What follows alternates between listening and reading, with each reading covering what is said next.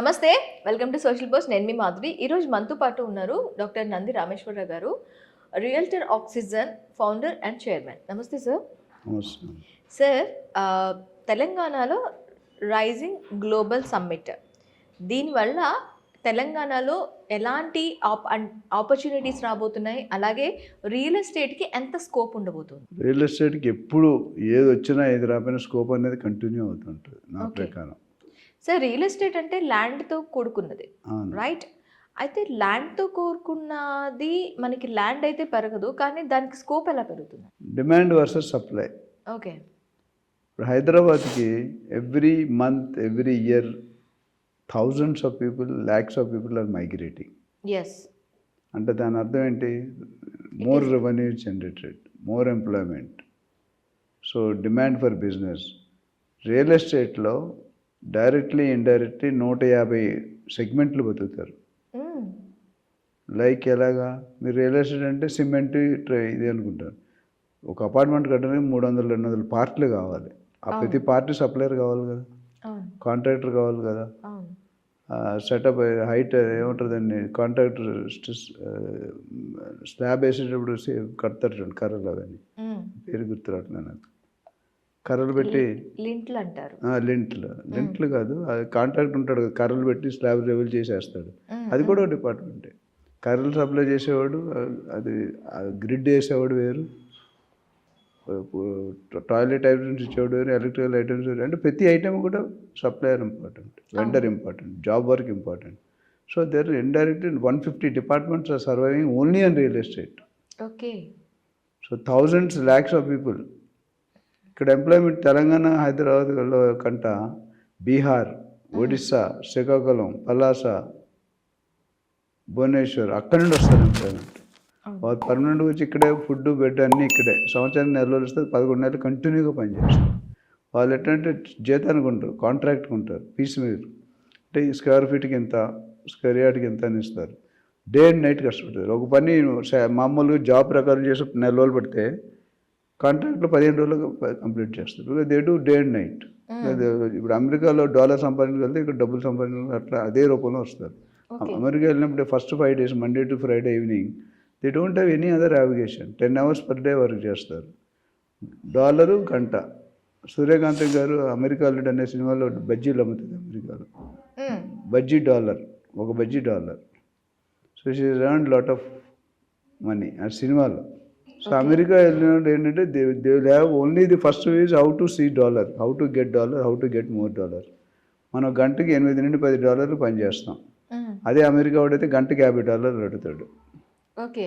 మనం కాంప్రమైజ్ అయ్యి చేస్తాం. బిగ్గర జాబ్ కావాలి కాబట్టి జాబ్ కోసం మనం చేస్తాం. సో నేను అనేది ఏంటంటే ఇండస్ట్రీ కారిడార్ కానీ, సమ్మిట్ కానీ, గ్లోబల్ సమ్మిట్ కానీ, గ్లోబల్ సమ్మిట్ ఇప్పుడు అదేంటది స్పోర్ట్స్ ఇక్కడ మన స్టేడియంలో కండక్ట్ చేస్తారు, గచ్చిబౌలి స్పోర్ట్స్ స్టేడియంలో పెద్ద పెద్ద. ఇప్పుడు 4th సిటీలో ఇంటర్నేషనల్ క్రికెట్ స్టేడియం వస్తుంది, గోల్ఫ్ కోర్స్ వస్తుంది, ఐటీ కారిడార్ వస్తుంది, స్కిల్ వర్సిటీ వస్తుంది, SEZ వస్తుంది. అంటే ప్రతి విషయంలో కూడా మనం ఆ స్టెప్ అంటే జనరల్గా 3 స్టేషన్లు ఉంటాయి. ఏంటంటే ఒకటి developed countries, already developed like America. To be developed అని చిన్న కంట్రీస్, మనం అండర్ డెవలపింగ్ ఉన్నాం. 3 ఉంటాయి, to be developed, under developing, developed. So now అమెరికాకి China, India, Japan is a threat to America. Okay. Any time we can beat them. అంటే super seed అయిపోతాం మన technology కానీ. మన 2 లేడీస్ సమాధానం చెప్పారు పాకిస్తాన్ యుద్ధంలో. 9 స్థావరాలని 20 నిమిషాల్లో పడగొట్టారు. వాళ్ళ నుంచి జనరల్ పబ్లిక్ అటాక్ చేశారు. మనం ఏం చేసాం? తెలివిగా పబ్లిక్ని అటాక్ చేయకుండా ఆ డిఫెన్స్ ఏదైతే ఎక్కడ కొట్టాలో అక్కడ కొట్టాం, రైట్? సో ఇంకొక 15 రోజులు కానీ పాకిస్తాన్ యుద్ధం చేస్తుంటే అడుక్కు తినే స్టేజ్కి వచ్చేది, కొలాప్స్ అయిపోతుంది. అందుకని మన కాలనీ పడి సరెండర్ అయిపోయారు. ఇంకో 15 రోజులు చేస్తే వాళ్ళు తినని డబ్బులు ఉండవు, ఎంటైర్ రిజర్వ్స్ ఆఫ్ బాను. ఎందుకంటే యుద్ధాలు అనేవి ఇన్కమ్ రాదు కదా. సో ఇప్పుడు ఈ గ్లోబల్ సమ్మిట్ ఏదైనా పెట్టినట్టే the exposure to the entire world, what is Hyderabad, what is India. ఇప్పుడు మొన్న ఏంటి ఫ్యాషన్ షో అది ఏమైంది కదా లేడీస్ది, దానివల్ల 300-400 మంది లేడీస్ వచ్చారు. They are all expose to Hyderabad. What is Hyderabad? Sight seeing కూడా చేయించారు కొన్ని గూడులు ఇవన్నీ కూడా. So what is the publicity gone? ఇంతవరకు హైదరాబాద్ తెలియనాడు, హైదరాబాద్ ఫుల్ డీటెయిల్గా తెలుసుకున్నాడు, వాడు ఇన్వెస్ట్ చేయడానికి ట్రై చేస్తాడు లేదు. Anything we talk is real estate. రోటీ, కపడా, మకాన్, తిండి, బట్ట, గూడు, ఈ 3 ఉంటే ఏదైనా పోతుంది. 3 లేకపోతే మిగతా అన్ని ప్రైమరీ కాదు, సెకండరీ. ఇవి ప్రైమరీ. ఇవి today you tell me how many restaurants, how many cinema halls are free, how many malls are free. ఎక్కడైనా సీట్ దొరకదు. అవును. అంటే పబ్లిక్లో డబ్బు ఉన్నట్ట లేనట్ట ఉంది. ఎలా వస్తుంది? You put hard work, you put dynamic, IQ levels బాగున్నాయి, వర్కింగ్ అవర్స్ ఎక్కువ ఉన్నాయి, నాలెడ్జ్ ఉంది, టెక్నాలజీ ఉంది, నోహో ఉంది. లేటెస్ట్ ఏఐలో కూడా మనం రాణిస్తున్నాం.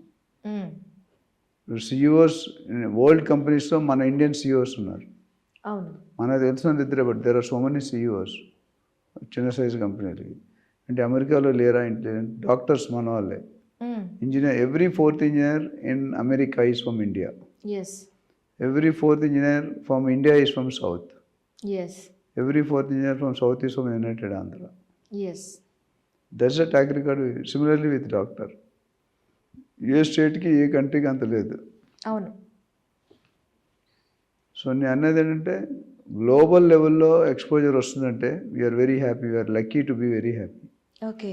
ద ఫస్ట్ క్రెడిట్ గోస్ ఇనీషియల్గా నందమూరి తారక రామారావు గారు అమెరికాలో మన బెడ్రూమ్స్ అమెరికాలో రోడ్ల కంటే వరస్ట్ ఉండేవంట. మన బెడ్రూమ్స్ అమెరికాలో రోడ్ల కంటే వరస్ట్ ఉండేవి ఓకే ఒకప్పుడు. ఇప్పుడు మ్యాటర్ ఇస్ టోటలీ డిఫరెంట్. మనం వెళ్ళి అక్కడ రాజకీయం అంటే రాణిస్తున్నాం.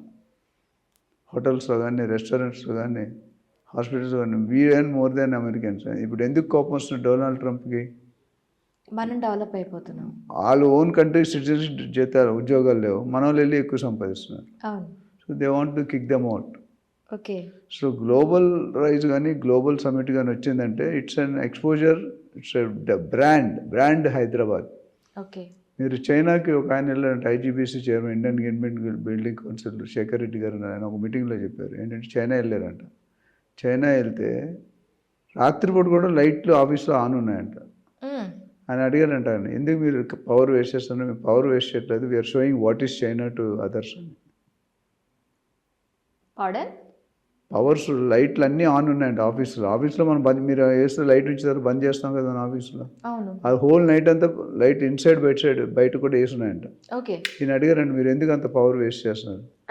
మీరు రాంగ్ థింగ్ అని, పవర్ వేస్ట్ చేయట్లేదు, we are telling the rest of the world what is China. Okay. అంత రిచ్ అని చెప్పుకుంటే రిచ్ కాదు, అంత బ్రాండ్. అంటే మాకు అంత నాలెడ్జ్ ఉంది, అంత టెక్నాలజీ ఉంది, అంత development, high structure, high rise buildings. So that's called brand China. So మన బ్రాండ్ హైదరాబాద్ అని రేవంత్ రెడ్డి గారు మాట్లాడుతున్నారు, అంతమంది సిబిఎన్ గారు మాట్లాడారు.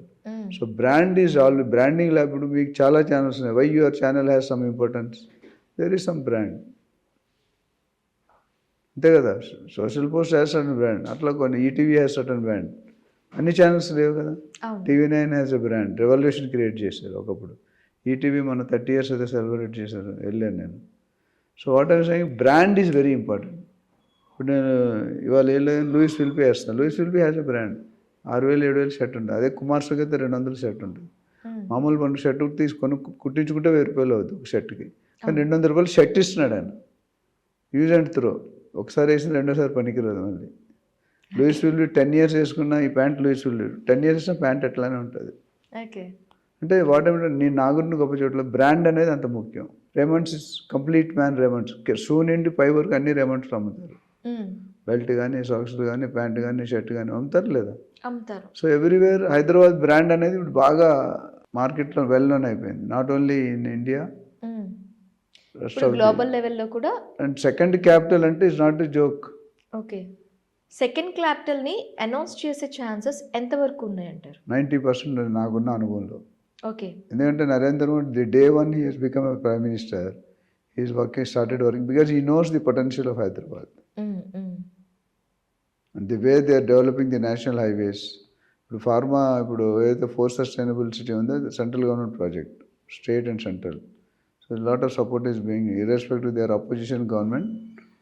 ఏపీకి, బీహార్కి అయినంత కాకపోయినా కొంతలో కొంత కంట్రిబ్యూట్ అవుతుంది హైదరాబాద్ కూడా. సో అది కానీ అయితే the revenue will go up. ఎందుకంటే క్యాపిటల్ అయినా అందరూ వస్తారు కదా. ఇప్పుడు Bengaluru traffic problem, Delhi pollution problem, Chennai వరదల ప్రాబ్లం, ఎలా వెళ్తారు? వెళ్ళలేరు. ఏమీ లేనిది ఉన్నదంటే మందే. అవును. Enough study he's been done.